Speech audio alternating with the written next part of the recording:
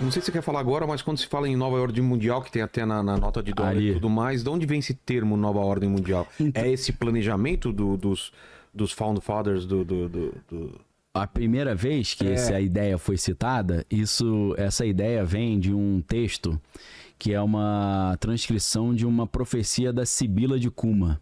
Não sei se a galera já ouviu falar nisso. Não. A Sibila de Cuma foi era uma das maiores profetisas, né, que a gente pode chamar assim, do mundo antigo. E ela ficava lá no templo de Apolo, lá no oráculo de Delfos, né? Sim. Então lá na Grécia tem uma cidade chamada Delfos, e aí lá tem o templo de Apolo. E no templo de Apolo você tinha as profecias do oráculo de Delfos, eles chamavam isso do umbigo do mundo. E vários imperadores e reis do mundo todo iam lá para ouvir o que o oráculo tinha para dizer. E aí um desses oráculos da Sibila de Cuma, ela falava que quando chegasse a hora certa e se alinhassem todos os astros e os planos, seria instaurada uma novus ordem seclorum, né? Isso foi traduzido para latim, né? Então ali surge essa primeira expressão da ideia de uma nova ordem mundial, vem de uma profecia. E essa nova ordem mundial é uma república, um sistema global desse rei filósofo aí que muitas sociedades secretas tentam fazer vir à tona, achando que isso aí vai ser um bem para a humanidade, vai acabar com todas as tiranias e tal. E tem a ver com aquela ideia, né, que eles simbolizam o Capricórnio, que é o bode, e a resistência, resistir à tirania, derrubar os tiranos, entendeu? Então tem a ver um pouco com isso. Acho que isso é o oráculo de Delfos, né, o templo de Apolo. O Apolo tem muito a ver também com a estrela Sírius, né? Porque o Apolo, ele ao mesmo tempo que ele é o deus da luz do conhecimento, ele traz o sol à tona, né? Mas ele também é o deus da morte súbita, da guerra, a palavra polêmica tem uma relação com Apolo. E na Bíblia, a gente tem no livro do Apocalipse um cometa chamado Absinto que cai na terra, perfura o poço do abismo. Absinto, o nome da bebida. É, da bebida. E aí... Em inglês o nome é estranhão, né? Wormwood, né? Parece que é verme de madeira, né? Wormwood. Eu demorei muitos... Eu vi os caras pregando em inglês, aí o cara falava da Wormwood Prophecy. Eu falei, o que é Wormwood, maluco? Que parada é? Eu fui ver, pô, isso é absinto. Nada a ver absinto com Wormwood, né? É igual umbigo, né? Belly bottom. Você fala, pô, belly bottom, mas tá mais na cara o que é, né? Então esse cometa cai, perfura o poço do abismo, aí libera o príncipe do abismo, que em hebraico é conhecido como Abaddon, mas em grego é conhecido como Apolion. Vem de Apolo, que é a destruição, o destruidor. Então o deus Apolo, ele tem essa mesma dicotomia da estrela Sírius, que é igual o deus Apófis do Egito, que é o deus do cão, né? Que ele, ao mesmo tempo que ele é o deus da... Cabeça de cão. Ele é, ao mesmo tempo que ele controla o acesso ao inferno, ao mundo dos mortos, assim como o Cérbero, né? Aquele cão de 3 cabeças. E ele, além de controlar o acesso ao mundo dos mortos, ele também controla os segredos ocultos. Então ele é um símbolo muito importante do esoterismo, da sociedade secreta, né? Esoterismo com S, né? Nesse sentido, aquele conhecimento fechado. Mas aí o que acontece? Enquanto o cristianismo era hegemônico, eles escondiam esse segredo. Agora eles estão abrindo esse segredo. Isso acontece, por exemplo, tem uma história que um autor chamado William Schnoebelen, que ele foi maçom também, ele conta que ele estava nos Estados Unidos e tal, ele estava iniciando lá no ocultismo, e tinha uma livraria lá de livros ocultistas. Antigamente era muito comum isso, né? Você ter uma livraria esotérica, né? Que era só de livro esotérico. Hoje tá... Até as livrarias estão acabando, né? O cara compra tudo online, né? Só uma sessão, às vezes, né? Isso é meio triste, né? E aí na livraria esotérica ele assistiu uma palestra de um cara que falou que era descendente dos druidas, que era um sumo sacerdote druida. Que a família dele saiu da Inglaterra na época da colonização, foi morar nos Estados Unidos, e eles eram druidas escondidos eles praticavam o druidismo na fazenda dele no topo da montanha, lá quietinho. Publicamente eles se passavam como cristãos, né? Pra não morrer, né? Aí o que aconteceu? Perguntaram pra ele, poxa, mas você tá revelando esses segredos ocultos aí? Pode revelar? Ele falou, então, nós começamos a receber orientações dos nossos espíritos guias, que agora chegou a hora de tornar o esotérico com S, esotérico com X. Está na hora de abrir para preparar a consciência das pessoas para a chegada, para o retorno do Horus aí, para essa ordem mundial nova. Para preparar. E tem papo dos hippies, da era de Aquário, a era isso aí. Também tem a ver. Entendeu? Isso é interessante pra caramba. Tem a ver com Crowley. 60, é isso? Anos 60. Falar sobre isso? Sim, anos 60. Flower Power e... Então, se você olha, um dos lemas mais importantes do movimento hippie é o quê? Sexo, drogas e rock and roll. Isso. É Crowley 100%. Faça o que tu quiseres. Faça o que tu queres, essa é a lei. O próprio Raul Seixas, né, falava isso. Falava da sociedade alternativa, né? Então, Viva. Vamos falar sobre isso. Legal, isso é Então, legal pra caramba. Como que começa a surgir esse papo de liberdade sexual, drogas e tal? Então, o Crowley, quando ele foi pro Egito, na lua de mel, e a esposa começou... Estamos falando de que época isso? Cara, isso aí acho que é 1800 ainda. Porra! Finalzinho, deve ser 1890 e tal, é final do século XIX. Coloca lá. Se vocês quiserem foto do rapaz. Conferir aí, até ver a data também. Também vê a data. Isso é facinho de achar, né? Bota lua de mel, Crowley, Egito, você vê a data.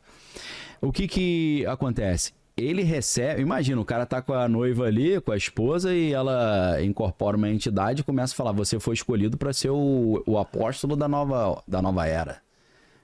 Os deuses do Egito te escolheram para você pregar essa mensagem.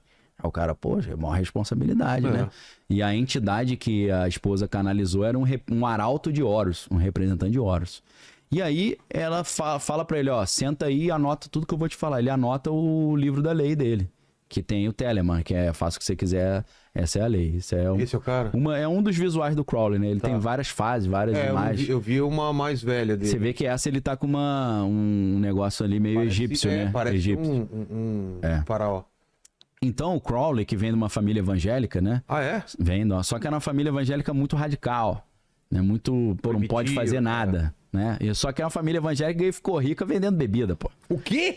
Eles tinham uma... Porra, aí?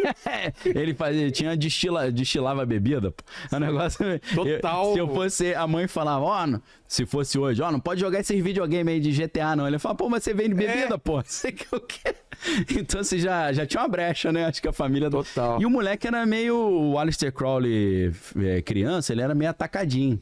Aí a mãe falava, você é uma besta, você é a besta, você é a besta. Aí ficou tudo besta. Ele falou, pô, sou a besta do Apocalipse, então. Entrou na cabeça ele se apresentava como a besta 666. Era o Tomega Therion, que é em grego, que é a grande besta. Então, o que acontece com esse cara? O cara era um gênio. Dizem que ele sabia de cabeça a Bíblia inteira, recitava a Bíblia inteira. Ele foi estudar literatura em Oxford, ele era alpinista também, ele era poeta, ele tinha uma série de facetas, né? E aí esse cara começa a se envolver com uma sociedade chamada Golden Dawn. Ali na Golden Dawn ele conhece esse esoterismo e tal, né? O misticismo. E aí ele mergulha profundo nesses conhecimentos, tentando entender os símbolos secretos. E aí ele se envolve com a OTO, que é a Ordo Templi Orientis. A Ordo Templi Orientis vai levar muitas interpretações do obelisco, da pirâmide para essa questão mais sexual, e aí vai ter muitos rituais assim de magia sexual e tal, e obviamente isso atraía muito mesmo, né? O cara, pô, é mais divertido que ficar contando historinha com um monte de velho na maçonaria. O cara, acho que eu vou passar para essa outra aí.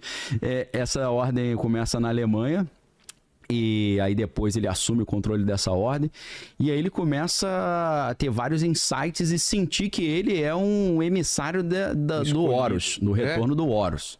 E aí ele é uma encarnação. Ele é o evangelista dessa nova era, que é a nova ordem também. Então ele começa a tentar criar uma cultura esotérica, superando a cultura cristã.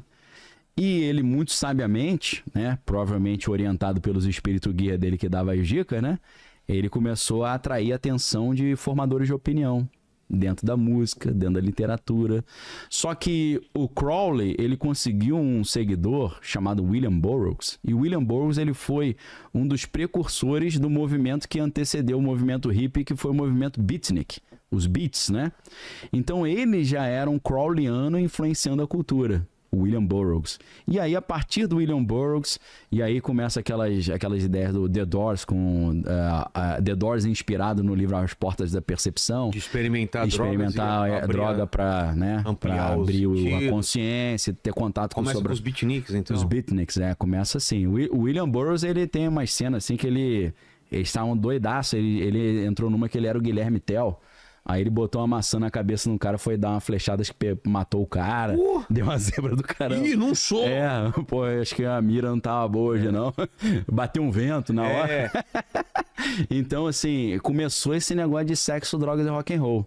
Então o The Doors é mais beatnik do que hip. Entendi. Tanto que o Jim Morrison,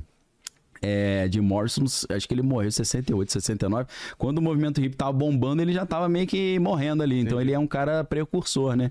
E o Jim Morrison tinha muito aquele negócio do xamanismo, né, da questão indígena, né, os cultos ali dos nativos americanos e tal.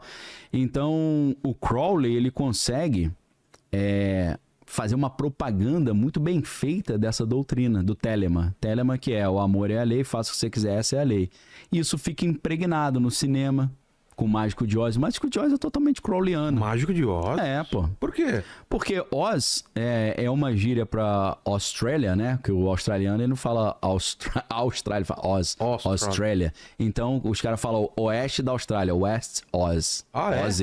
Os caras acham que é Austrália, mas não é. Oz é um conceito crowleyano, que ele tem o Liber Oz, o livro de Oz, que é uma entidade, porque Oz significa força em hebraico, né? E até a coluna na maçonaria, né? Eles têm as duas colunas na entrada, que é a coluna de Jaquim e Boaz, que são as duas colunas que tem na Bíblia, isso. No Templo de Salomão, Deus falou, construa duas colunas na entrada, uma vai ser chamada Jaquim e a outra Boaz. Boaz Boaz em hebraico e Be-Oz é a mesma coisa, né? Na verdade, em hebraico está escrito Be-Oz. Be é no e Oz é força. E Jaquim é nele está. Então, as duas colunas Jaquim e Boaz significa nele está a força.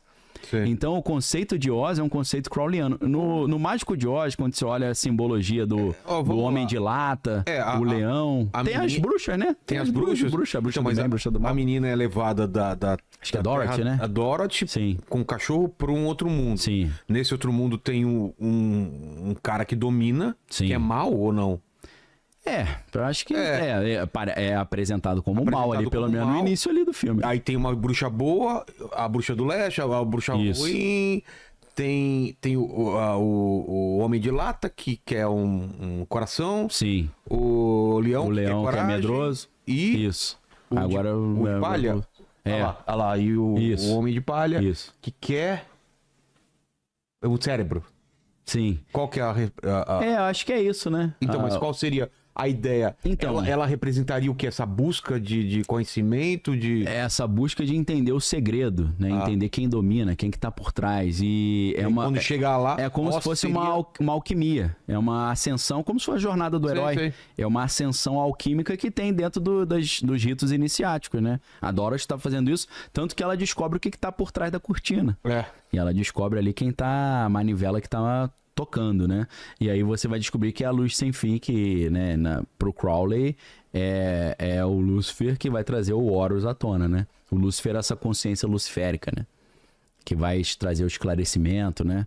Como se fosse a árvore do conhecimento do bem e do mal. Então o Crowley, ele começa a doutrina crowleyana telêmica, ele como um bom apóstolo dos emissários de Horus, ele conseguiu divulgar isso tudo de forma subliminar. E nas músicas, pop, né, cara? Que é a mó... Porque uma coisa é o Crowley chegar no meio de uma praça lá no Hyde Park, lá na Inglaterra, e falar, o seguinte, agora é telema, tá? Lá. Aí o cara fala, meu irmão, você é palhaçada. Agora, você vê um filme, tu escuta uma música, daqui a pouco você introjetou aquilo, porque quando você escuta um discurso religioso, seu espírito crítico tá aguçado. Você fala, não quero, não aceito. Mas quando você vê um filme, você tá com a sua resistência baixa, você tá com a guarda baixa. Aí as mensagens vão se impregnando. Aí você vê aquele... Na capa do disco dos Beatles. Dos Beatles lá, do Sgt. Peppers, tem a foto dele ali. Né? Acho que o mais crowleyano ali era o John Lennon. A Yoko Ono também era bem esotérica, né? Então o John Lennon traz o Crowley pra conversa. Nos Rolling Stones você tem aquele álbum Goat's Head Soup, que é sopa de cabeça de bode, acho que deve ter essa capa aí também. E ali você tem Sympathy for the Devil, né? Pleased to meet you, né? Hope you guess my name. Então ele tem um pacto com o diabo ali na parada, uma influência crowleyana forte. David Bowie também. Bowie sempre, na fase inicial, ele botava assim a árvore da vida, da Cabala, que é muito importante pro Crowley e pra Sociedades Secretas também, porque vai ter toda essa estratégia da ascensão alquímica ali, como o cara cresce, né?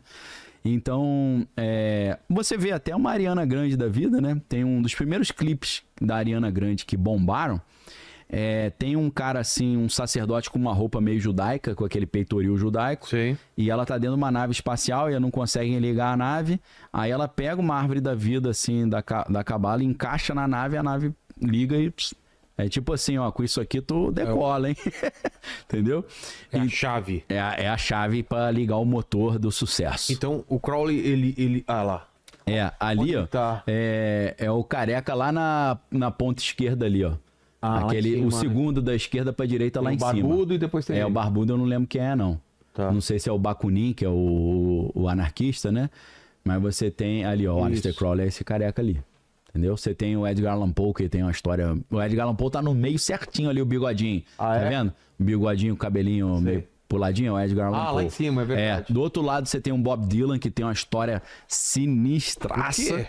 Não sei. Pô, o Bob Dylan deu uma entrevista, acho que em 2013. Ele não gosta de dar entrevista, mas ele teve que dar porque ele escreveu um livro e a editora obrigou ele a dar entrevista para divulgar o livro. Ele deu uma entrevista pro 60 Minutes, eu não lembro o nome do entrevistador, e o cara fala assim...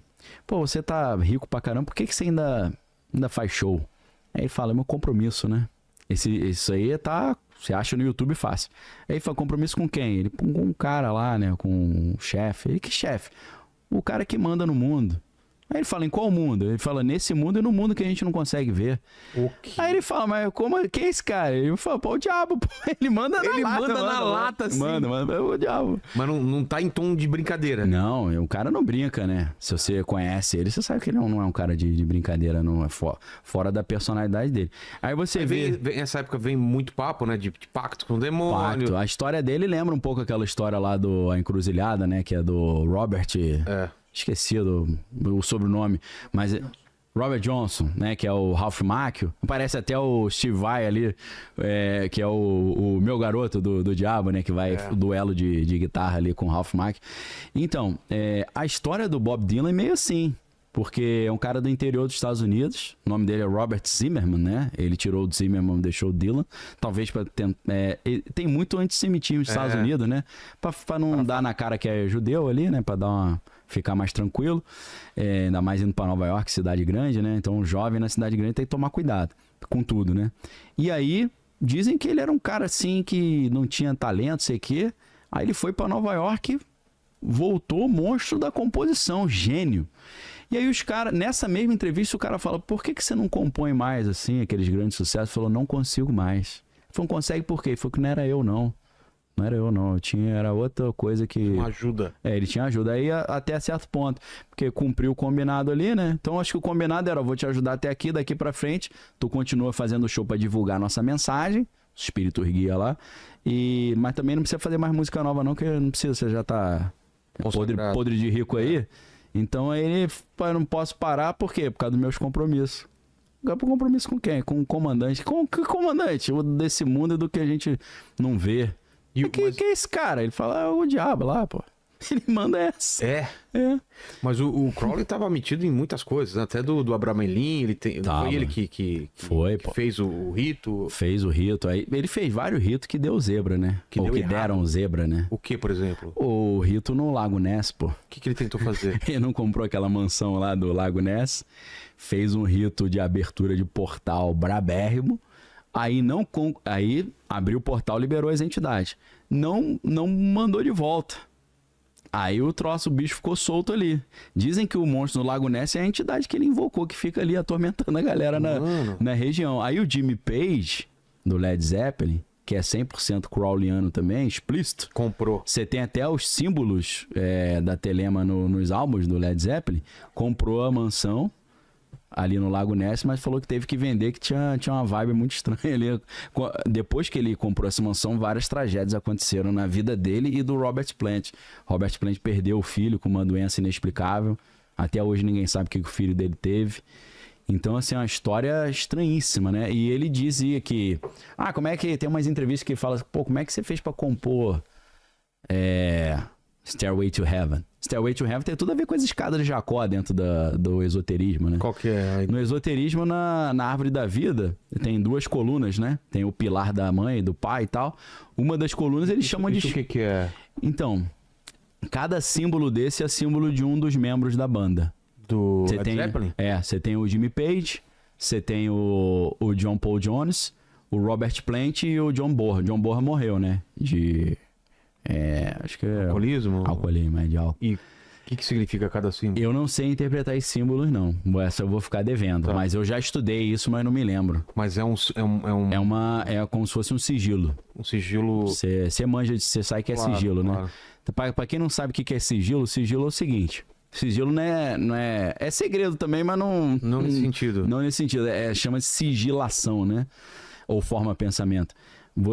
É uma magia que você faz um desenho e esse desenho ele cria uma consciência e essa consciência adquire como se fosse uma vida própria e cumpre a missão para a qual foi dado, né? Isso no ocultismo principalmente na magia do caos. A magia do caos é uma magia mais moderna, mais simples de fazer, né? O Alan Moore, vários autores ali de quadrinhos. Que são telêmicos também, né? Total. Tudo Telemann.